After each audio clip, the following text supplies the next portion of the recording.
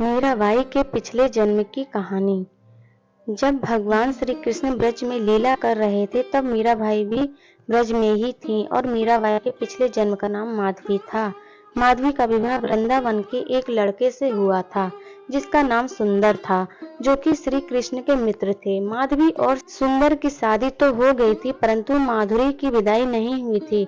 जब माधवी की विदाई का समय नजदीक आया तो उनकी माँ ने उनसे कहा कि देखो, तुम्हारी शादी वृंदावन में हुई है और वहां पर कन्हैया नाम का एक लड़का रहता है।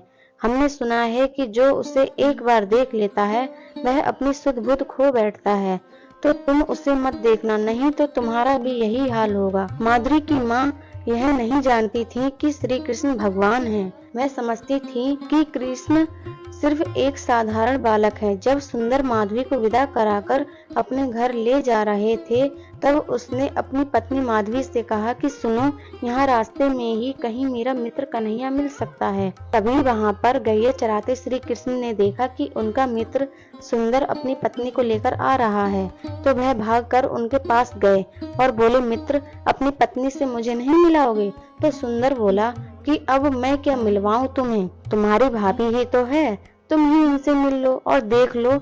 जैसे ही माधुरी को यह पता चला कि श्री कृष्ण उसे देखने आए हैं, उसने अपनी साड़ी से अपना पूरा बदन और चेहरा ढक लिया, क्योंकि उसे अपनी माँ की कही बात याद आ गई। श्री कृष्ण बोले, भाभी जी, अपना मुंह तो दिखा दीजिए, लेकिन माधुरी ने कोई प्रतिक्रिया नहीं दी। तब श्री कृष्ण बोले कि तुम मुझे अपना चेहरा नहीं दिखा रही हो, जाओ, अब से तुम मेरा चेहरा देखने के लिए तरसोगी। अब एक दिन सुंदर की माता यशोदा मैया के पास अपनी बहू को लेकर आशीर्वाद दिलाने के लिए गईं। तभी वहां श्री कृष्ण आए और अपनी मैया से बोले कि मैया, मुझे कुछ खाने के लिए दे दो। तो मैया ने कहा कि लाला, थोड़ी देर बैठ, मैं तुझे कुछ खाने के लिए लाती हूँ। तब श्री कृष्ण ने देखा कि उनके घर में कोई आया है, तो उन्होंने पूछा कि मैया, घर में कौन आया है?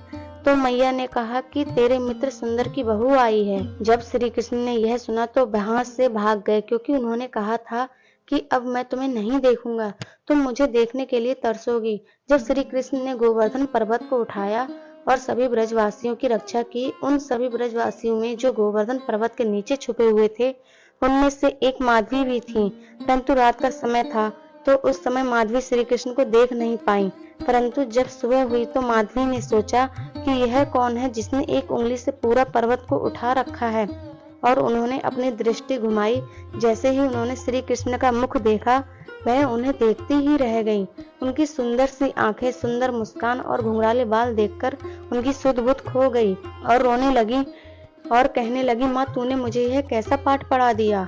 यह पहाड़ को उठाने वाला और इतना सुंदर दिखने वाला कोई और साधारण मनुष्य नहीं हो सकता, यह तो भगवान ही है, और माँ, तूने मुझे भगवान से वंचित कर दिया। श्री कृष्ण को देखकर माधवी मंत्रमुग्ध हो गई और 7 दिन देखते ही देखते बीत गए और श्री कृष्ण ने गोवर्धन पर्वत को स्थापित कर दिया। उसके बाद माधवी श्री कृष्ण के चरणों में गिर गईं और रोने लगी और बोली, हे नाथ, मुझ अभागिन को क्षमा कर दीजिए, मैंने आपको पहचाना ही नहीं। परंतु श्री कृष्ण चुपचाप रहे, लेकिन वह तो दयालु हैं। उन्होंने माधुरी को उठाया और कहा, भाभी, क्यों रो रही हो? माधवी ने कहा, श्री कृष्ण, मुझे क्षमा कर दीजिए, मुझसे भूल हो गई। श्री कृष्ण ने कहा, कोई बात नहीं, हम तुम्हें क्षमा करते हैं, लेकिन आज से हम अपनी किसी लीला में आपको सम्मिलित नहीं करेंगे। इसलिए श्री कृष्ण ने कभी भी माधवी को अपनी किसी लीला में सम्मिलित नहीं किया, चाहे वह रास या फिर कोई और लीला। जब श्री कृष्ण वृंदावन छोड़कर चले गए तो माधुरी को सबसे अधिक दुख हुआ, वह बहुत ही ज्यादा रोने लगी। तब बाकी सखियों ने कहा कि माधवी, श्री कृष्ण सिर्फ तुम्हें ही छोड़कर नहीं गए हैं, हमें भी तो छोड़कर गए हैं। तब माधवी ने कहा कि श्री कृष्ण तुम्हें छोड़कर तो गए हैं, लेकिन तुमने श्री कृष्ण को पहले से ही पकड़ रखा था, लेकिन मैंने उनको पकड़ा भी नहीं था और वह मुझे छोड़कर चले गए, इसलिए मेरा दुख तुम्हारे दुख से बहुत अधिक है। मैं तो सदा ही घूंघट करके उनसे छुप रही थी। आग लगे ऐसे घूंघट को और आग लगे माँ के ऐसे ज्ञान को जिसने मुझे श्री कृष्ण से दूर रखा। वह माधवी तड़पते तड़पते अपने प्राण त्याग देती है और वही माधवी अगले जन्म में मीरा बनकर प्रकट होती है, और इस बार वह कोई घूंघट नहीं करती। सारे लाज शर्म छोड़कर श्री कृष्ण की दीवानी बनकर श्री कृष्ण के भजन करते हुए गली गली नाचती फिरती हैं, क्योंकि वह जानती हैं कि पिछले जन्म में मैंने लाज की थी तो उसका परिणाम मुझे भुगतना पड़ा, इसलिए इस जन्म में वह कोई लाज शर्म नहीं करती हैं। जब मीरा वृंदावन आई तो सारी घटना उनकी आंखों के सामने सदृश्य हो गई। उन्होंने पूरा जीवन श्री कृष्ण के चिंतन में ही व्यतीत किया और श्री कृष्ण की भक्ति में सबको लीन करते हुए मीरा द्वारका पहुंच गईं।